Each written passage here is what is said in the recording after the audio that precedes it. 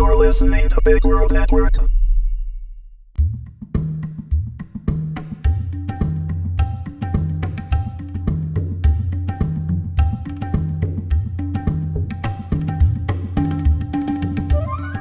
Phineas Frakture and the Terror of Dr. Malondi, written by Joseph Gatch, read by Michael Young.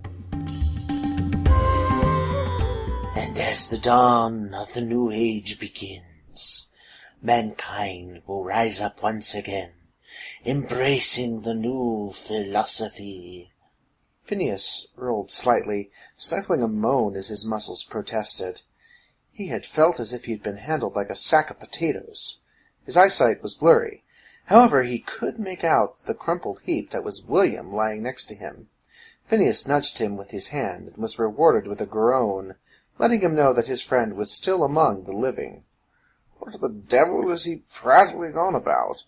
William asked. His voice was hoarse, probably an after-effect of the gas they had inhaled. "I think he's monologuing," Phineas replied, his voice just as hoarse. "I hate it when they do that." He struggled to stand, and found that it was easier thought than done. There was a sigh from somewhere in the room. "Oh, thank God you're awake," Abigail's familiar voice said. "I've been listening to this nut job for 2 hours straight now, and I'm ready to rip my ears off." Phineas straightened up and shook his head to clear away the haze that he was in. He took stock of his surroundings, and found that he was in a large stone room that resembled a dungeon. Abigail was chained to one of the walls by manacles, looking more perturbed than usual. There was a myriad of scientific equipment around the room, some of which Phineas was familiar with, and some that was quite foreign to him. One door flanked their left, while across the room on the other side stood a large double bay door that he hoped led to the outside. In the center of it all, however, was the feature attraction of the evening. A man, who Phineas presumed was Dr. Malondi, was wearing a long black cloak that fell to the floor, covering his entire torso. His head was topped with wild and unruly gray hair that stuck out in every direction. A hearing trumpet was attached to his left ear, and a mechanized monocle set over his right eye. His mouth was covered by a speaker-phone, much like the Revenant soldiers. The man had obviously been in some sort of tragic accident to warrant such augmentation, and Phineas could only imagine what lay beneath his cloak. "Professor Frakture, welcome. And you as well, sidekick," the doctor's mechanized voice said. "Sidekick?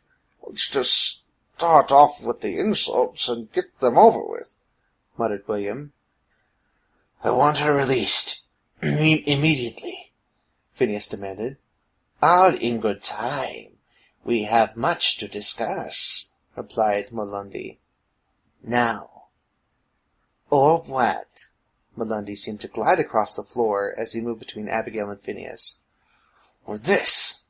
Phineas tore open his trench coat to reveal nothing. "Are you looking for your bomb?" Malondi asked condescendingly. "Please, I am not an idiot. I took the liberty of removing your explosives when you were brought here. They were nicely made, by the way. The proportions of the gel were just enough to obliterate my stronghold. I must commend you on your work." "Randy," said William quietly. "Looks like it," Phineas said glumly. "Let's just hope it's reliable." "I could use a man like you in my new order, Professor," Malondi continued without paying them any mind. "You see, there are very few people that I consider my equal in this world. You are the only one who has bested me so far." "Why did you kill all those people?" Phineas asked. He was hoping to keep him talking for as long as possible, in order to give Griffin enough time to fulfill his part. With his egomaniac, Phineas didn't think that it would be much of a problem. "A mere show of power. The East End has been a blight upon the city for years. No one would care if it went away. When my demands were not met, I felt that another demonstration, in a locale that people did care about, would get their attention. Unfortunately, you interfered with that one. I never did get my apology." Melondi looked at Phineas expectantly. "You owe me $300 plus expenses," Phineas said defiantly. Abigail rolled her eyes and shook her head. "You defused my bombs. You blew up my hotel. You made me a laughingstock. You are a laughingstock," retorted Phineas. Their voices rose to a thundering pitch, each arguing his own point and heedless of the other's perspective. Abigail and William watched them with indifference, waiting to see who would give out first.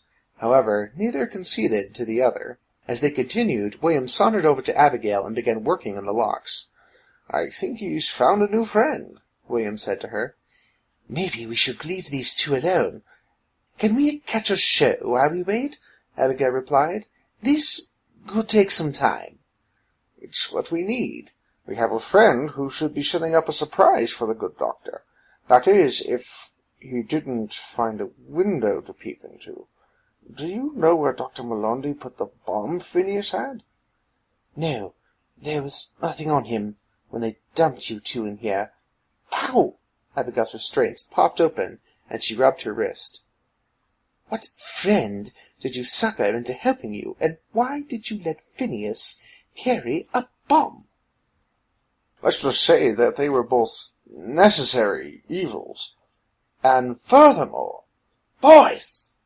Both Phineas and Melondi turned to look at Abigail. "Are you finished yet?" Phineas ran his hand through his hair. "What were you saying about taking over the world? When mankind bows down—" "Oh, jeez, not again," sighed Abigail. Phineas, unfortunately, allowed Melondi to go through his entire tirade, much to William and Abigail's chagrin. "And how do you plan to control the populace? With a bones-in-a-barrel brigade?"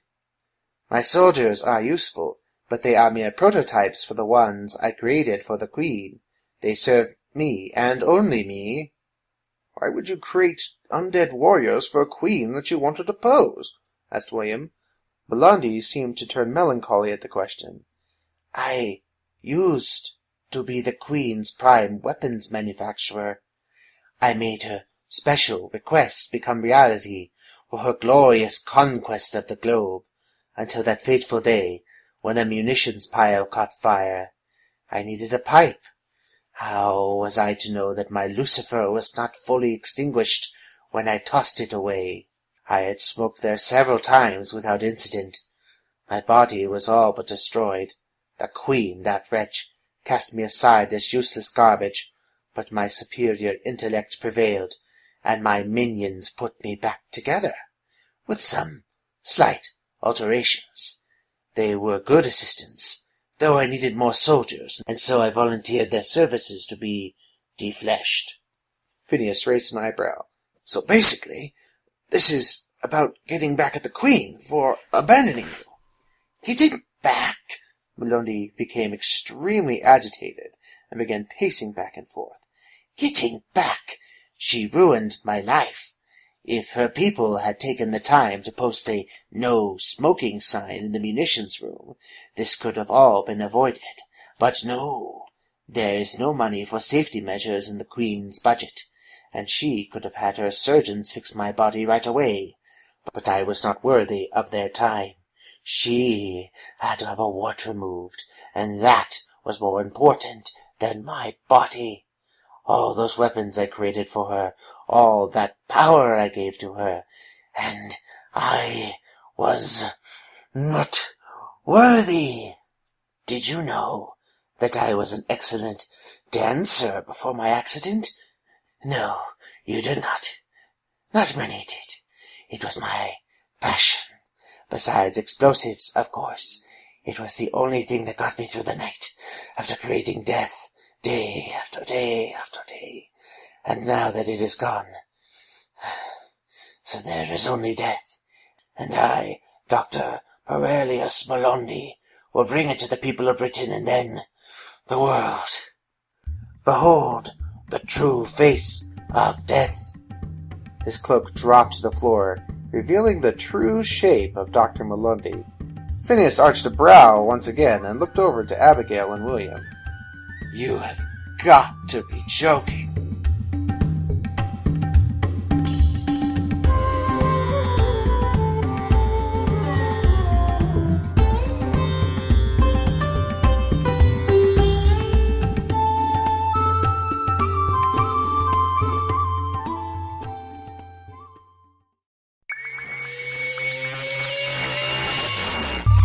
You're listening to Big World Network.